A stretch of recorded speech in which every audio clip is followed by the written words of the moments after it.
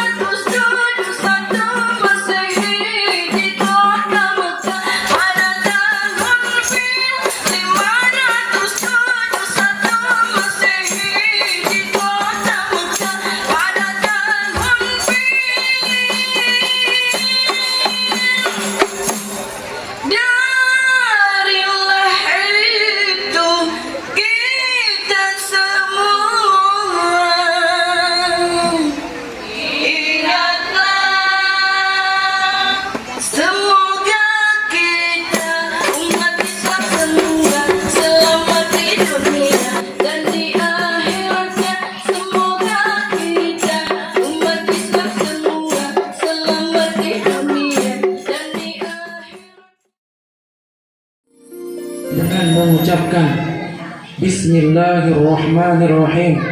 Saya atas nama Wali An-Nisa Kufairah Zahra binti Ahmad Haramain KH SPDI dan mewakili seluruh wali murid menyerahkannya anak-anak kami kepada ayahanda Mukarram Tuan Guru Haji Muhammad Jamiluddin Syahid Al-Yazidi KH SPDI selaku pembina Madrasah Ibtidaiyah Darul Ilmi wal Zikri Nahdlatul Watan Tanjung Batu untuk dibina dan dididik. Semoga anak-anak kami menjadi anak-anak yang alim-alimah, soleh-solehah dan mendapatkan ilmu yang barakah. Demikian, terima kasih. Wallahu muwaffiq wal hadi ila sabil rasyad. Wassalamualaikum warahmatullahi wabarakatuh. Waalaikumsalam. Bismillahirrahmanirrahim. Dengan nama Allah, kami atas nama pembina Yayasan Darul Ilmi wa Zikri menerima dengan sepenuh hati dan mudah-mudahan dengan ketulus ikhlasan semua anak-anak didik baru yang diserahkan oleh semua wali santri. Harapan kita mudah-mudahan anak-anak yang belajar yang akan dididik di yayasan kita ini menjadi anak-anak yang alim, alimah, soleh, solehah, selamat dunia akhirat, menjadi penerus perjuangan agama nusa dan bangsa kita, dan menjadi lil muttaqina imama dunia akhirat. Amin ya rabbal alamin. Terima kasih. Wassalamualaikum warahmatullahi wabarakatuh.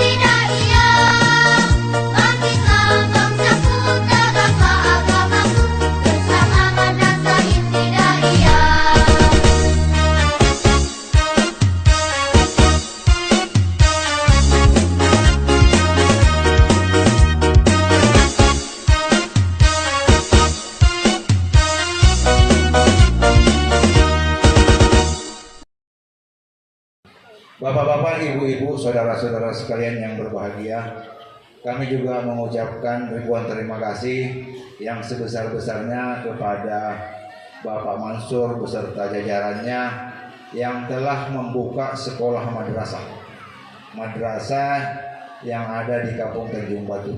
Sekali lagi Bapak kami ucapkan, karena apa, di mana anak-anak kita pada zaman sekarang ini dengan globalisasi masalah modern, kalau kita tidak tanamkan ilmu dan iman kepada mereka, akhirnya mereka kelak jadi apa? Tidak usah jauh-jauh, contoh aja kayak kita pribadi. Orang tua kita, nenek-nenek kita dulu tidak berilmu, apapun mereka akan lakukan. Nah, apakah mereka nantinya anak-anak kita itu mau seperti kita? Tentunya tidak. Oleh karena itu, apakah kita menyesali kepada orang tua atau kakek kita? Tidak. Kita juga bersyukur kepada mereka bahwa kita telah dihidupkan oleh mereka karena mereka berjuang dengan kerasnya. Kita juga apresiasi kepada mereka. Oleh karena itu, zaman sekarang anak-anak kita yang ada, bukan juga peran sebagai guru, apalaginya kalau dia madrasah ini setingkat dengan SD. Berarti kalau penerimaan pada bulan ini berarti paling tidak kelas 1. Disitulah peran orang tua. Disitulah peran orang tua, bukan juga peran seorang guru. Karena guru paling-paling berapa jam yang ada di sekolah. Artinya ini dibukanya madrasah ibtidaiyah sejenis sederajat kata kepala kampung tadi sama dengan sekolah dasar. Tapi dipasang telinganya masing-masing, bukan dilepas tapi dengarkan baik-baik. Satu, fungsinya madrasah itu adalah punya kelebihan daripada sekolah umum. Tepuk tangan dulu. Pertama, pelajaran agama melebihi daripada sekolah umum. Itu satu. Kelebihan kedua, dia punya waktu ada 10 jam pelajaran agama. Bukan? Siapa tidak masuk rugi. Kata Pak Mansur, Pak Ustadz Mansur, ini ada 20, mungkin ada 30 kalau saya sebutin. Artinya kalau sampai 30 Pak Mansur tahun depan harus buka lagi 1 kelas atau 2 kelas. Kalau lihat apa? Berapa? 10 jam itu adalah di PR ya, PR ya. Mau di PR? Mau di PR siapa lagi yang ngatakan? Nggak ada ya. Saya tidak sebutkan pertama, yang saya kembalikan kita bandingkan dengan sekolah umum. Sekolah umum pelajaran agama itu hanya 2 jam 1 harinya. 1 kali pertemuan 2 jam pelajaran agama. Tapi oleh Menteri Pendidikan, Kebudayaan dan Riset katanya mau di take X. Ketawa beliau. Mau di tip X. Saya tanya, angkat tangan siapa yang sekolah dasar anaknya sini, angkat tangan. 1, 2, 3, 4, 5, 6, 7. Hampir rata-rata. Kalau dihapus itu pelajaran agama, anak-anak kita mau kayak apa? Apa yang dikatakan tadi? Di pelajaran umum itu hanya ada muatan pelajaran agama. Dia ada 2 terbagi. Pelajaran agama PAI, pendidikan guru agama untuk anak-anak. Yang kedua itu ada pelajaran namanya budi pekerti. Di dalam madrasah namanya akidah akhlak. Cuma itu. Tapi di madrasah ibtidaiyah terendah, di menengahnya sanawiyah, di tingkat atasnya itu namanya madrasah aliyah. Siapa yang rugi? Karena aku dengar ada yang takut-takut masuk sekolah madrasah. Ternyata yang jadi Menteri Mahfud MD itu adalah lulusan madrasah. Tepuk tangan. Tuan guru juga dari madrasah, walaupun tidak saya sebut.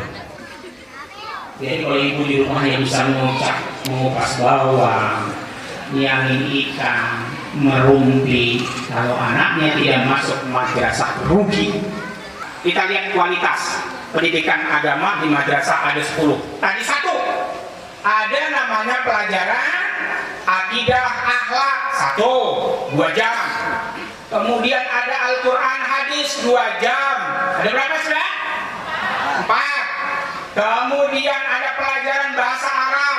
Berarti 3, berarti berapa jam? 6. Kemudian ada lagi pelajaran SKI, sejarah Islam. Berarti berapa? 4. Berapa sudah? Berapa jam?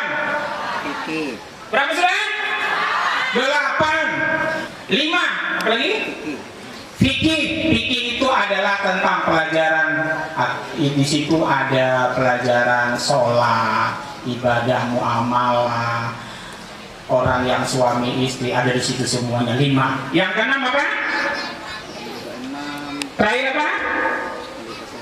Lupa, gurunya lupa.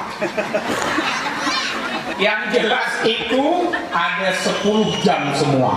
Oleh seluruh Indonesia, kategori madrasah terbaik dan kualitas menurut Indonesia adalah madrasah unggul nomor 1. Jadi rugi kalau nggak ada mau masukkan anaknya. Kepada Al-Mukarram Tuan Guru Al-Hajj Muhammad Jamiluddin Syahid Al-Yazidi PHSPDI, kami persilahkan. Bismillahirrahmanirrahim. Assalamualaikum warahmatullahi wabarakatuh. Alhamdulillahi Rabbil Alamin, walhamdulillahi ahsanal khaliqin. Asyhadu an la ilaha illallah wa asyhadu anna Muhammadar Rasulullah. La ilaha illallah qabla kulli syai', la ilaha illallah ba'da kulli syai', la ilaha illallah yabqa wa yafna kulli syai'.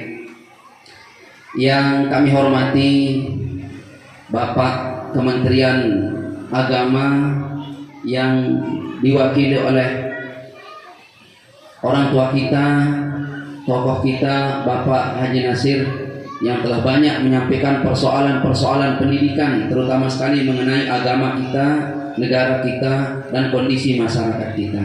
Mudah-mudahan beliau selalu sehat walafiat, mendampingi kita dalam berjuang di dalam agama dan madrasah secara khususnya. Amin. Yang kami hormati Bapak Kepala Kampung Tanjung Batu, yang kami hormati bapak-bapak dari pemerintahan kabupaten maupun kecamatan, dari instansi TNI, Polri yang tidak bisa kami sebutkan jabatan dan namanya satu persatu tanpa mengurangi rasa hormat kami. Mudah-mudahan Allah Subhanahu wa Ta'ala selalu memberkahi dan mempermudah tugas-tugas bapak-bapak selaku petugas negara di wilayah kita ini. Yang kami hormati Bapak Ibu jamaah pengajian hafizani wa iyyakumullah. Mari kita bersyukur kepada Allah Subhanahu wa Ta'ala. Pada pagi hari menjelang siang ini kita semua masih sehat walafiat, sehingga acara pembukaan bagi madrasah kita, penerimaan siswa baru di madrasah kita, alhamdulillah bisa berjalan dengan baik dan bagus, dan mudah-mudahan bermanfaat. Amin. Yang kedua, mari kita bersolawat kepada Rasul kita tercinta Nabi Muhammad sallallahu alaihi wasallam. Allahumma salli ala sayyidina Muhammad wa ala ali sayyidina Muhammad, yang telah membimbing manusia, membimbing kita semua menuju jalan Allah Subhanahu wa Ta'ala.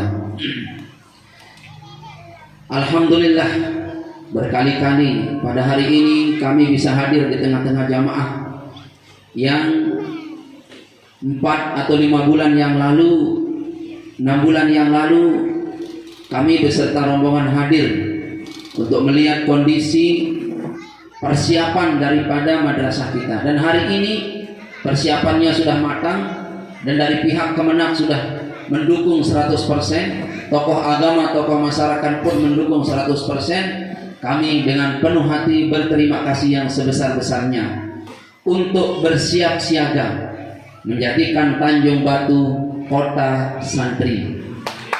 Insya Allah menjadi basis agama kita, menjadi basis pendidikan bagi anak-anak kita, sehingga anak-anak kita ke depan wajah Tanjung Batu kita akan berubah insya Allah menjadi religius, menjadi agamawan. Akan muncul mudah-mudahan dari daerah kita ini calon-calon ulama-ulama, ahlul hadis, ahlul Al-Quran, sehingga kita selaku orang tuanya pada negeri akhirat nanti kita tidak susah. Kalau dunia kita susah, masih kita bisa minta bantu kepada yang lain. Tetapi kalau di alam barzakh kita susah, masya Allah. Tadi yang kutip apa yang disampaikan oleh orang tua kita, ayahanda kita, di sambutannya tadi, bahwa ada orang yang dihilangkan di alam barzakhnya. Tapi sebelum kita ngaji, tadi sudah di warning oleh Bapak kita, Bapak Nasir, bahwa ini suasana sudah tidak enak ini, ya. Suasana sudah tidak enak, kita kipas-kipas, terlalu panas. Tetapi jangan khawatir, kalau ayahanda kita, orang tua kita tadi 10 menit saya ambil 3 menit saja sudah. Kita ambil 3 menit saja dah. Menit pertama yang akan kutip yang disampaikan oleh ayahanda kita tadi, bahwa kalau sampai dosa LGBT itu sebegitu besar. Allah akan hilangkan di alam barzahnya. Kalau hilang di alam barzah, kemana jasad hendak dicari? Sebab cuma dua negeri yang ada di akhirat. Fariqum fis sa'ir wa fariqum fil jannah. Satu golongan itu digiring oleh Allah ke neraka sa'ir, satu golongan lagi digiring ke surga. Kalau LGBT digiring kemana kita tidak tahu. Apakah Allah akan menggiringnya ke neraka sa'ir? Kalau Allah giring ke neraka sa'ir, asal ada syahadat di dalam hatinya, hatta sekedar nikah dulu dia bersyahadat kepada Allah, ada harapan untuk diambil oleh Rasulullah SAW. Sebesar dosa apapun, karena yang sekalian, hafizani wa iyyakumullah, Allah haramkan berlama-lama, bertahun-tahun orang disiksa di neraka asal ada asyhadu an la ilaha illallah wa asyhadu anna muhammadar rasulullah di dalam batinnya, walaupun itu sebesar biji zarrah. Tapi Allah haramkan juga surga bagi mereka yang sombong, walaupun kesombongannya itu sebesar biji zarrah. Allah haramkan masuk ke dalam surga orang yang sombong. Maka dari itu jamaah sekalian, hafizani wa iyyakumullah, sebelum mungkar nakir, tadi mungkar nakir punya jatah kata orang tua kita tadi. Sebelum mungkar nakir hadir di alam barzah, selesai orang ditalqin, itu ada malaikat juga yang pertama kali mendahului mungkar nakir. Apa tugas malaikat itu? Tugas malaikat itu jamaah sekalian, hafizani wa iyyakumullah, diperintahkannya si mayit ini untuk menulis. Tulis, hendaklah kamu tulis. Ini mayit berkata, apa alat tulisku? Telunjukmu. Apa jadi bukuku?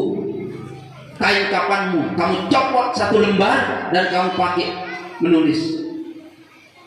Si mayit berkata, apa yang aku tulis wahai malaikat? Yang kamu tulis adalah kemana bumi kamu pijak, tulis, dan dalam rangka apa kamu pijak bumi itu. Yang kedua yang kamu tulis ialah semua ucapan-ucapanmu akankah keluar dari mulutmu itu kalimat-kalimat ilmu atau kalimat-kalimat ibadah atau kalimat-kalimat dosa, ditulis. Sehingga kata ulama di dalam menafsirkan surah Al-Isra ayat 14 itu tidak ada satu kata kecuali tertulis. Tidak ada satu jengkal tanah yang pernah kita injak di bumi ini kecuali pada saat itu kita tulis. Tepatnya jamaah sekalian, kalimat Al-Fakir ini, kalimat saya ini adalah tertera pada surah Al-Isra ayat 14. Wa kullal insanin alzamnahu ta'irahu fi 'unuqi. Semua ditulis dari A sampai Z. Baik itu ada unsur kesengajaan kita berkata maupun tidak, ditulis. Saya pernah menginjak Lombok dalam rangka ini, saya menginjak pantai ini dalam rangka ini, saya menginjak Tanjung Batu dalam rangka ini, pun termasuk saya duduk bersama orang tua kita, bersama para pejabat agama, pejabat negara kita hari ini pada alam barzah, itu besok kita tulis. Pada saat kebaikan kita tulis, kita tersenyum. Pada saat waktu kita mengkonsumsi barang haram, lalu kita tulis penyaksian kita tidak mau menulis. Malaikat berkata, tulis. Aku malu, kata mayit ini. Lalu malaikat berkata, kenapa sekarang kamu malu? Kenapa di dunia dulu kamu tidak malu? Maka oleh sebab itu, para jamaah sekalian, hafizani wa iyyakumullah, madrasah yang kita buat, yang kita bina, yang akan kita didik anak-anak kita ini, pertama kali di sini adalah menimbulkan rasa malu yang disebabkan oleh iman.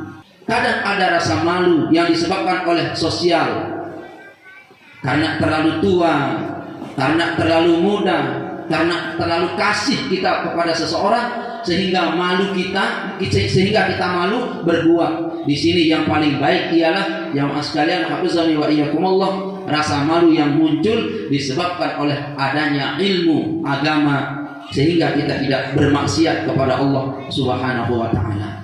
Jamaah sekalian, hafizani wa iyyakumullah, yang kedua, kita lihat pada surah Yusuf. Itu Allah Subhanahu wa taala menggambarkan sejelas-jelasnya bagaimana seorang anak mengalahkan seorang ayah. Di awal ceramah sambutannya dari ayah kita, orang tua kita tadi menyinggung persoalan anak antara anak dengan ayah diam-diaman. Pernah terjadi juga antara seorang ayah yakni Nabi Yakub alaihissalam beserta anak-anaknya, yakni Nabi Yusuf beserta saudara-saudaranya. Pada jamaah sekalian, hafizani wa iyyakumullah, Nabi Allah Yakub kalah politik dengan anak-anak beliau. Bagaimana kalah politiknya? Ini Yusuf bercerita, Ya abati inni ra'aitu ahada asyara kawkaban wasyamsa wal qamar ra'aituhum li sajidin. Wahai abah, kata Yusuf, aku bermimpi. Di dalam mimpiku itu aku lihat 11 bintang dan 1 matahari, 1 bulan sujud kepada aku. Apakah makna mimpiku wahai ayah? Kata Nabi Yusuf. Lalu Nabi Yakub dengan darah nubuahnya berkata, wahai anakku, ini mimpi ciri-ciri kamu akan menjadi nabi. Maka simpanlah mimpi ini, la taksus ru'ya ka'ala ikhwatik. Jangan kamu ceritakan mimpimu ini kepada saudara-saudaramu. Tetapi tidak bisa tersimpan, tidak bisa terrahasia cerita ini. Terdengarlah kepada saudara-saudaranya Nabi Yusuf. Lalu saudara-saudaranya Nabi Yusuf ini tahu bahwa sang Yusuflah yang akan melanjutkan estafet kenabian ayahandanya. Maka anak-anak Nabi Yakub ingin menjauhkan Nabi Yusuf dari ayahandanya. Berhasil tidak dijauhkan? Berhasil 100%. Nabi Yusuf dijauhkan dari ayahnya. Kenapa berhasil? Karena 10 saudara Yusuf ini, 10 saudara Yusuf ini bersatu. Bersatu apa? Sepakat bahwa Yusuf kita jauhkan dari ayah, supaya Nabi Yusuf ini, supaya Yusuf ini jangan menjadi nabi dan jangan melanjutkan kenabian ayah kita. Berhasil enggak saudara-saudaranya Nabi Yusuf? Berhasil. Nabi Yusuf dimasukkan ke dalam sumur. Berhasil 100%. Setelah beliau dijauhkan dari ayahandanya, pulang saudara-saudaranya ini. Kapan pulang? Itu dalam Al-Quran Allah Subhanahu wa taala menjelaskan, Isya ayyabkun, pada waktu Isya mereka menangis dan berteriak, wahai abah, adikku Yusuf itu dimakan harimau. Wahai abah, adikku Yusuf itu dimakan harimau. Pas sampai gerbang rumahnya, saudaranya yang paling besar itu maju dan melapor kepada ayahandanya, wahai abah, adikku Yusuf dimakan harimau. Katanya, ini Nabi Yakub berkata, kenapa kamu menangis? Kenapa kamu menangis wahai anakku? Wahai ayah, ini pun aku bercerita kronologis bagaimana adik Yusuf termakan harimau pun ayah tidak percaya. Tapi Nabi Yakub pun tidak percaya. Kenapa tidak percaya? Karena tidak diizinkan darah kenabian itu dimakan oleh binatang. Tidak ada ceritanya sama sekalian. Allah, Nabi itu mati akan termakan oleh binatang. Jadi Nabi Yakub tidak percaya. Tetapi anak-anaknya berkata, anak dia mengaku bercerita bahwa wahai abah, engkau juga tidak percaya. Ya masih sekalian, akhirnya dalam cerita ini Nabi Yakub dan Nabi Yusuf berhasil dipisahkan selama 30 tahun. Para ulama meriwayatkan bahwa kenapa mereka berhasil? Ternyata yang menyebabkan mereka berhasil menipu ayahandanya disebabkan oleh persatuan dan kesatuan saudara-saudaranya ini, anak-anak Nabi Yakub ini. Maka ahli hikmah berkata, apapun yang kita perjuangkan, Kalau bersatu pasti berhasil. Ya, mohon maaf lagi-lagi yang sampaikan kepada jamaah. Ini Nabi Yakub, anak-anaknya bersatu memisahkan antara Nabi Yusuf dengan Nabi Yakub berhasil. Padahal kata ulama tafsir tidak ada doa yang tertolak pada abad itu kecuali doa yang keluar dari Nabi Yakub. Tidak ada sujud yang paling baik kecuali sujudnya Nabi Yakub pada saat itu. Toh juga kalah oleh siapa? Oleh anaknya. Ternyata jamaah sekalian, hafizani wa iyyakumullah, bersatu itu mengalahkan doa. Doa nomor 2, persatuan dan kesatuan nomor awal, nomor wahid. Lagi sekali yang sampaikan ini tanpa mengurangi rasa hormat kepada semua jamaah, kepada pemerintah, terutama sekali pemerintah yang ada di Tanjung Batu ini. Bersatu menjual narkoba mengalahkan polisi. Kalau bersatu itu, makanya Sayyidina Ali dalam kalimat hikmahnya berkata, kejahatan yang terorganisir rapi mengalahkan perjuangan kebaikan yang tidak terorganisir. Ya, ini kalimat Sayyidina Ali. Perbuatan jahat tetapi terorganisir rapi mengalahkan perbuatan baik yang tidak terorganisir. Maka kalimat saya pribadi kepada perjuangan madrasah ini, ayo jangan sekedar membangun tetapi perbaiki persatuan dan kesatuan. Amanat yang disampaikan oleh Kemenak tadi melalui Bapak Nasir tadi, semua pihak pemuda, pihak Polisantri, pihak TNI, pihak Polri, dan pihak kepala daerah atau kepada wilayah Tanjung Batu, ayo kita kompak. Kalau kompak biiznillah, di samping kebaikan yang kita perjuangkan pun kemenangan kita raih. Asal kita kompak, bersatu, utuh dalam membangun madrasah kita ini, Allah izinkan kita mendapatkan kemenangan. Allah izinkan akan mengalami sebuah kejayaan. Tetapi persoalannya ialah tidak kompak. Tidak kompak. Ini persoalan. Bukan saja terjadi, mohon maaf, di negara kita, di wilayah kita, terjadi juga di Lombok. Dan yang paling rawan tidak kompak itu panitia masjid. Mohon maaf kalau ada yang ada di Tanjung, mungkin tidak ada di Tanjung Batu, tetapi di Lombok yang paling rawan tidak kompak itu panitia masjid antara pengurusnya dan dengan bendahara. Mohon maaf kalau ada ini yang di Lombok, saya bukan singgung di Tanjung Batu, di Lombok. Sehingga masjid itu bertahun-tahun tidak jadi, bertahun-tahun tidak jadi. Yang kedua yang rawan tidak kompak itu yayasan. Yang rawan tidak kompak itu yayasan, bukan partai. Yayasan madrasah tidak kompak antara ketua yayasannya dengan sekretarisnya, antara ketua yayasannya dengan kepala MI-nya. Dari dini saya sampaikan karena ini pengalaman yang Al-Fakir lihat di mana-mana.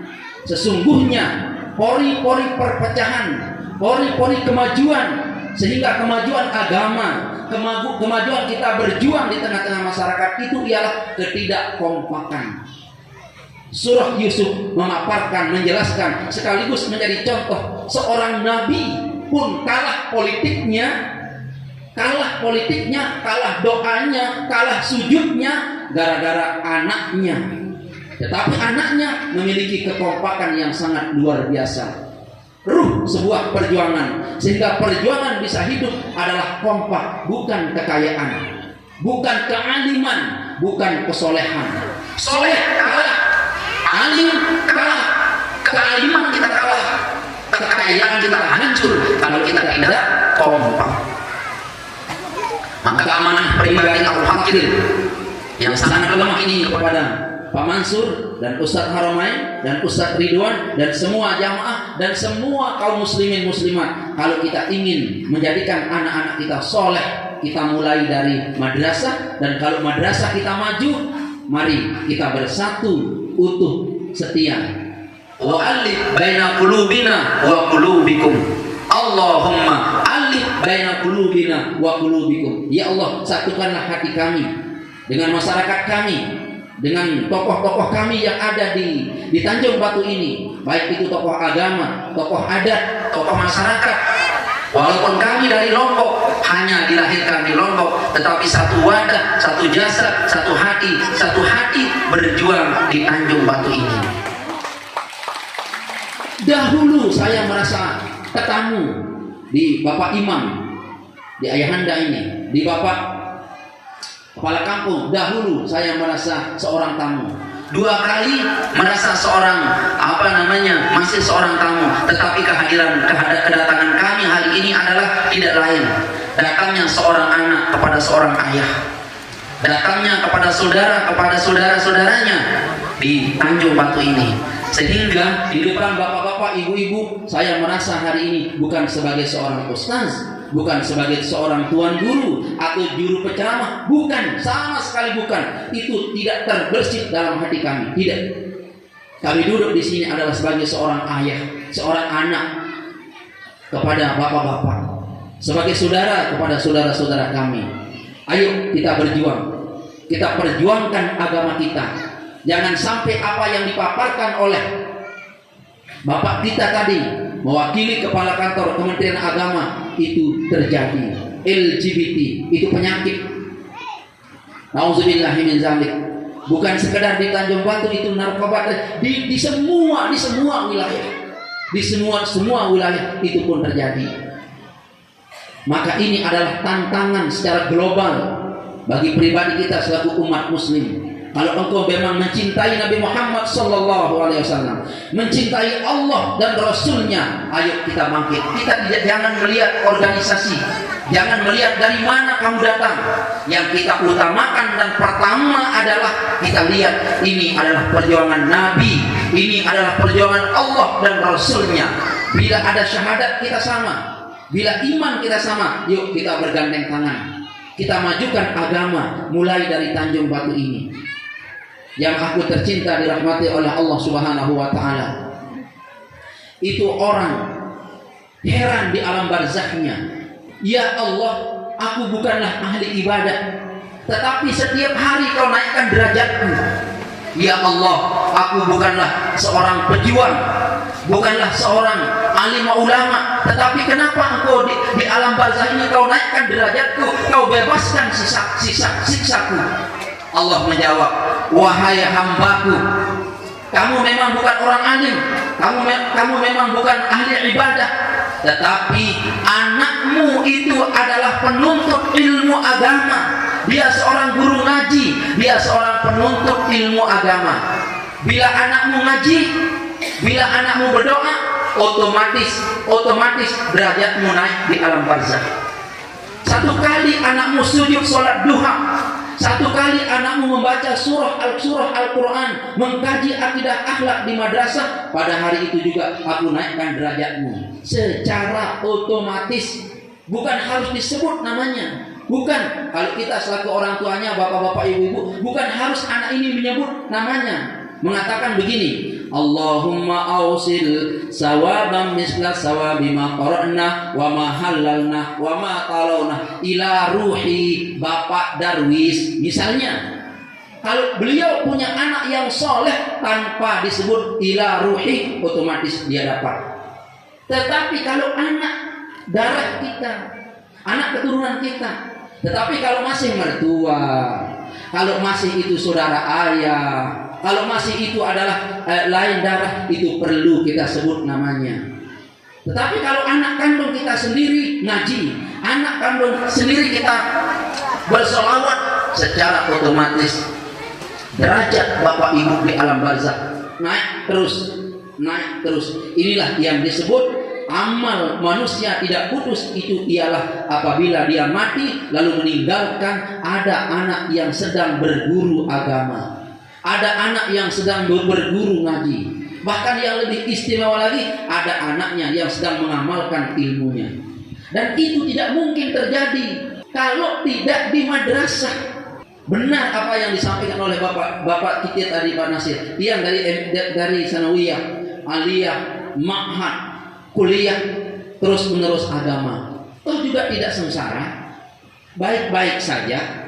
Sampai di Tanjung Batu, Kalimantan Timur, bigairi tanaffusin.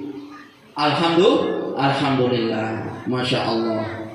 Ilmu agama bukan sekedar meninggikan derajat kita di dunia, tetapi atas izin Allah akan meninggikan juga derajat kita di akhirat. Amin. Amin. La tulhikum amwalukum wa auladukum an zikrillah. Wahai manusia, jangan sekali-kali kau terhalang menyebut zikir kepada Allah, sujud rukuk kepada Allah oleh anakmu, wa amwalukum, oleh harta benda, oleh harta bendamu, amwalukum wa auladukum. Ternyata penghalang orang ibadah ialah harta dan anak. Penghalang orang bisa terbebas dari siksa, harta dan anak. Bukan sekedar penghalang yang lain, tetapi penghalang orang menuju Allah adalah harta dan anak. Solusinya ialah madrasah. Solusinya ialah madrasah. Tahadus binikmatillah jamaah sekalian, hafizani wa iyyakumullah. Tadi di sekitaran Tanjung Batu 30 sekian madrasah di Kecamatan Tanjung Batu, di kabupaten. Kalau di kami Kabupaten Lombok Timur itu bukan ratusan, bukan puluhan, tetapi menghampiri ribuan. Itu di Lombok Timur. Hampir tiap dusun ada madrasah, hampir tiap kampung ada madrasah. Nah, terakhir, untuk kita bisa mewujudkan cita-cita kita, untuk bisa mewujudkan keselamatan pribadi kita, keselamatan agama kita, jangan lihat orangnya. Untuk apa aku masukkan anak ke Pak Mansur itu? Pak Mansur tidak pernah sekolah. Pak Mansur itu tidak pernah sekolah, makanya nyesel sekarang. Ya boleh. Pak Mansur ini nyeselnya sekarang. Tetapi dengan istiqomahnya melalui HP, melalui telepon, saya berkata kepada Pak Mansur, biar kita tidak sekolah secara formal, tetapi bukan berarti berhenti kita bisa belajar. Bukan. Belajar itu bisa 24 jam dan kita tidak mengenal umur. Maka nawaitukanlah dirimu Pak Mansur belajar dari sekarang dan terus menerus belajar. Nah ini jamaah sekalian, hafizani wa iyyakumullah, orang yang terus menerus belajar itu apabila diambil umurnya, dicabut umurnya, dia mati dalam keadaan mati syahid. Amin. Nah oleh sebab itu Pak Mansur memang tidak pernah sekolah, tetapi semangat perjuangannya harus melebihi mereka-mereka yang sekolah. Kebaikan itu kita terima dari manapun datang, bukan harus datangnya dari seorang tuan guru. Kalau memang dia bisa mengajarkan iman takwa oleh ayam, ayo kita beriman pada ayam. Kalau imammu ayam, berarti jamaahnya jamaah ayam ya. Kalau memang itu kambing bisa mengajarkan Al-Quran, Al-Hadis, silakan menjadikan kambing imam. Tetapi apakah tidak kurang salahnya kau menghafal Al-Quran, kau menghafal hadis, tetapi kelakuanmu melewati Al-Quran hadis? Diperhatikan ya Mas. Yang membunuh Sayyidina Ali itu siapa? Abdurrahman bin Muljam, penghafal hadis, penghafal Al-Quran, beserta syarat-syaratnya, tetapi dia mengikat Sayyidina Ali dari belakang. Lalu yang keliru di mana ini? Yang kelirunya adalah pelajaran yang disampaikan, mata pelajaran yang disampaikan oleh Bapak Nasir tadi itu. Apa itu? Akidah, akhlak. Hendaklah di samping kamu berilmu, berakhlaklah. Jadikan akhlakmu imam. Mohon maaf. Jadikanlah akhlakmu imam dan harta beserta ilmumu jadikan dia makmum. Insya Allah engkau selamat. Amin. Nah ini, dan fondasi dasar kita mulai dari anak-anak kita. Jangan sampai ya, jangan sampai kita diam-diaman antara anak dengan istri. Istri tidak tegur sapa dengan suami selama 7 bulan, tetapi tiba-tiba kok mudik. Ini bagaimana caranya? Itu saya tanya kepada pelakunya, kamu tidak saling tegur sapa dengan istrimu selama 7 bulan, tetapi kenapa istrimu hamil? Bagaimana caranya? Pak Ustadz, kalau hal itu ya kita diam-diam boleh juga katanya. Allahu Akbar. Nah ini jamaah sekalian, Allah yang harus kita perhatikan baik-baik. Nah ini sudah melampaui 3 menit, saya tutup dah. Ini ibu-ibu sudah tidak tahan ini.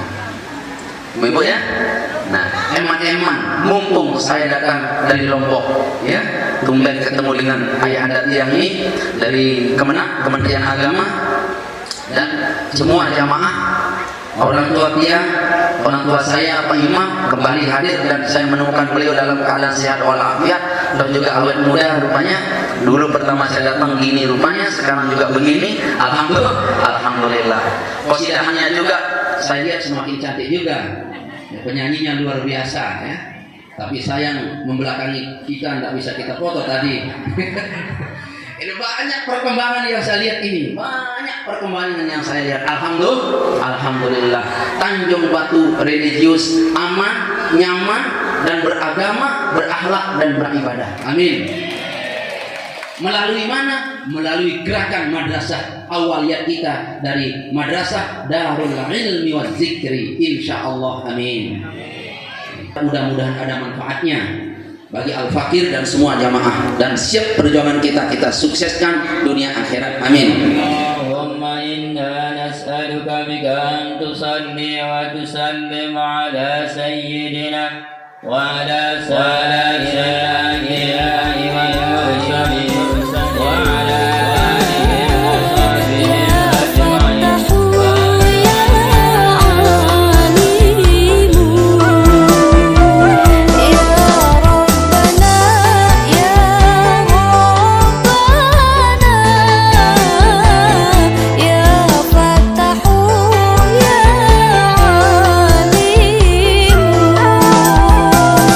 Ila